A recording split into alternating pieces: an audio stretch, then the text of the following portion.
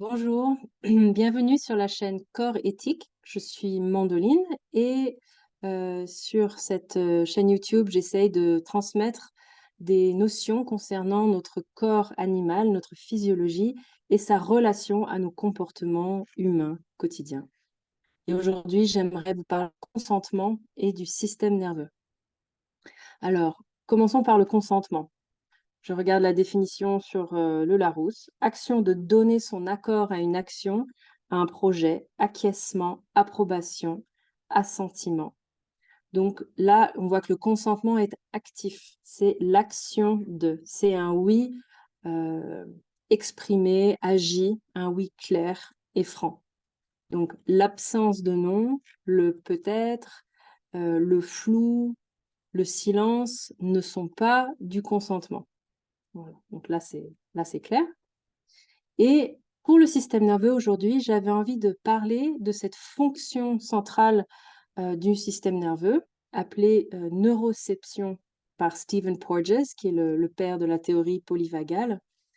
Et la neuroception, c'est la fonction du système nerveux qui consiste à lire en continu l'environnement pour vérifier si je suis en sécurité ou non.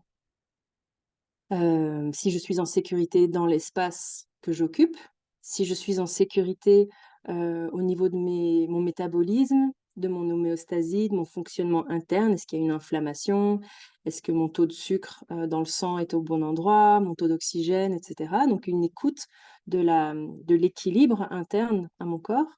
Et aussi une perception, une écoute, on va dire, de est-ce que je suis en sécurité dans la relation qui est là, la relation à cette personne, à ce groupe, à tel engagement. euh, voilà. Et ça se fait sous la conscience corticale rationnelle. Je n'ai pas à penser la neuroception, c'est une fonction corporelle qui évalue ma situation d'instant en instant, que je sois réveillée, que je sois endormie, c'est là tout le temps. Souvent, on associe un oui à un sentiment de sécurité et le non à un sentiment de danger. Donc, si je me sens bien, par exemple, avec quelqu'un qui me propose quelque chose, eh ben, je vais dire oui parce que je me sens bien, je suis à l'aise et on y va. Et que si je perçois une menace ou que je suis pas tout à fait sûre ou que ça va pas bien, je vais dire non. Donc ça, c'est vraiment deux possibilités. Et je voudrais juste décoller un peu ce oui du sentiment de sécurité et ce non euh, qui est forcément d'un sentiment d'insécurité. Le non peut apparaître quand je suis absolument bien avec quelqu'un. Le non peut apparaître, voilà, je suis avec quelqu'un que j'aime profondément, je me sens en sécurité, c'est un très bel instant, quelqu'un me propose quelque chose et je sens que je suis pleine d'amour et ben non, pas ça, pas maintenant. Et il y a des noms qui apparaissent parce que je suis suffisamment en sécurité pour dire non, en fait. Ou que clairement, j'ai envie de goûter un peu plus à ce qu'on est en train de vivre là, j'ai pas envie d'autre chose pour l'instant. Donc il y a plein de non qui sont possibles alors que je me sens en sécurité. Un non est toujours non. Que je me sente en sécurité ou que je sente une menace ou mon corps perçoive que c'est le moment de me mettre dans un mode de protection, le non, c'est toujours un non. Il y a zéro ambiguïté là-dessus, que ce soit très, très, très, très, très, très clair. Par contre, au niveau du oui, pour moi, il y a une zone de gris et de flou qui est que un des systèmes de protection du corps est celui de chercher à plaire à l'autre, d'apaiser l'autre, d'amadouer. En anglais, on parle de fawn. Donc, on connaît les mécanismes de défense les plus connus, la fuite, le combat, l'immobilisation. J'ai fait plusieurs autres vidéos sur cette chaîne sur ce sujet, notamment sur la réponse d'immobilisation. Fight, flight, freeze, et donc fawn, les 4 F en anglais de ces mécanismes de protection. Le fawn est peu compris parce que c'est une dynamique sociale qui en fait est elle aussi sous-corticale, non rationnelle. C'est une impulsion du corps de se rapprocher de l'autre pour se mettre en sécurité. Il se peut donc que j'acte un oui, une approbation parce que je me sens en danger. Et c'est pas forcément un danger ultra franc, menaçant, un tigre qui est là ou quelqu'un qui arrive avec un couteau. Ça peut être un différentiel de pouvoir social, par exemple. Voilà, je peux percevoir que dans notre différentiel de pouvoir, j'ai intérêt à me mettre en protection, quelle que soit la raison. Et encore une fois, et c'est très important d'être clair là-dessus, ce n'est pas rationnel, conscient et choisi. C'est corporel. Mon système nerveux estime que de dire oui, de sourire et de m'avancer vers l'autre est la meilleure manière à ce moment-là, vu toutes les données que j'ai en interne, que j'ai pas à traiter consciemment à ce moment-là, de me mettre en sécurité. Et ce oui-là est très délicat parce que ça peut ressembler à du consentement, alors que je ne suis pas dans une situation de sécurité et que je ne suis pas rationnellement forcément dans un vrai désir de m'avancer, de m'approcher de l'autre ou d'aller plus loin avec quelqu'un, par exemple, dans une relation intime, physique ou autre. Voilà, c'est compliqué. C'est des choses qu'on fait au quotidien. On nous invite à dîner, on dit: «Ah ouais, super!» Et puis 5 minutes plus tard, on se demande pourquoi on a dit ça, qu'on est épuisé, qu'on a autre chose à faire, on a d'autres priorités, on a d'autres gens à voir. Enfin, c'est ces «oui» qui sortent de nous et on se dit: «Mais d'où ça sort? Pourquoi j'ai dit oui?» alors qu'en fait, c'est pas forcément un oui, un total oui. Ça, c'est fun.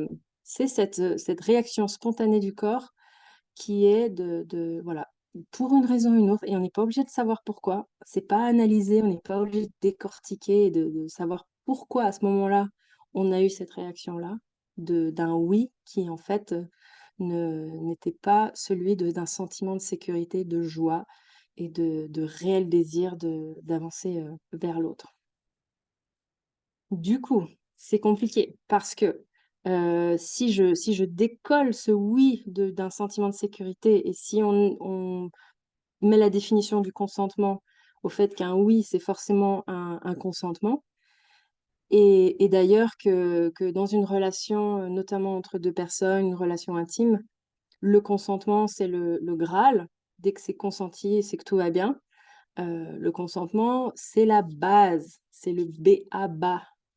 Après, il y a beaucoup, beaucoup, beaucoup, beaucoup d'autres facteurs qui font que la relation va être chouette et joyeuse et tendre et créative et voilà, tout ce qu'on peut souhaiter, on peut se souhaiter les uns les autres. Hem, donc le consentement n'est pas l'achèvement de la relation. C'est le plat, le terreau, la base, et on part de là pour construire quelque chose. Pourquoi je l'amène ça aujourd'hui? Parce que ce oui en mode de défense pose la question de la responsabilité. Si je dis oui en mode de défense, en mode de protection, alors que je suis pas vraiment dans un vrai désir d'aller vers l'autre, qui est responsable de ce oui? Il se peut qu'après, je me sente avec du regret, avec du dégoût, avec de la culpabilité d'être allée à un endroit où j'avais pas envie d'aller. Je peux en vouloir à l'autre. Officiellement, par la définition du consentement, j'ai consenti et l'autre n'est pas responsable de ça. Et je trouve que de poser la responsabilité à cet endroit uniquement chez une personne ou l'autre, c'est un peu impossible, en fait. Peut-être que la responsabilité dans ce cas-là précis est partagée et qu'elle appartient à la relation. J'ai ma part de responsabilité de m'éduquer sur mon système nerveux, de comprendre toutes les sensations corporelles qui m'indiquent que je me sens en sécurité ou pas.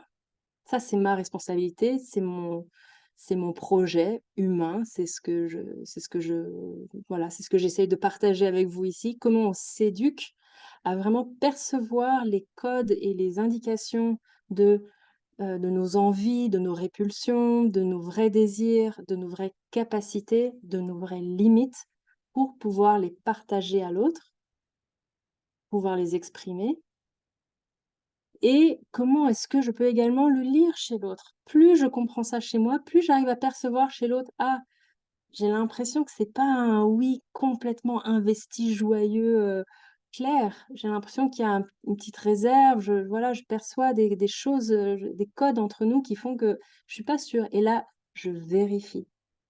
Je fais une pause. Je respire. Je mets un peu d'air et on discute. On vérifie. On amène de l'humour. On recule d'un pas. On se dit ciao, à demain, on verra ça plus tard. Et la responsabilité, elle appartient à la relation éclairée, des choix conscients faits parce qu'on aura appris à se sentir chez soi et à commencer à percevoir chez l'autre toutes ces nuances dans nos systèmes nerveux qui permettent de pas seulement avoir un consentement c'est ça, un consentement c'est ça, etc.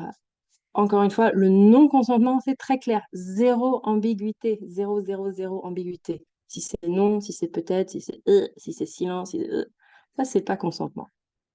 Je parle encore une fois du oui, qui est un nuancier, une vaste gamme de oui possibles.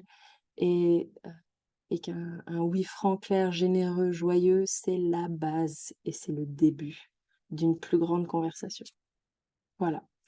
Donc j'espère que ça vous aide, peut-être que ça éclaire des situations que vous avez vécues, de bien comprendre que cette réaction corporelle, qu'il n'y a aucune honte à avoir là-dessus. Au contraire, ça vient d'une intelligence profonde en nous qui s'est développée depuis des millénaires et qui est là pour prendre soin de nous au quotidien, dans nos relations, dans nos vies, dans nos environnements.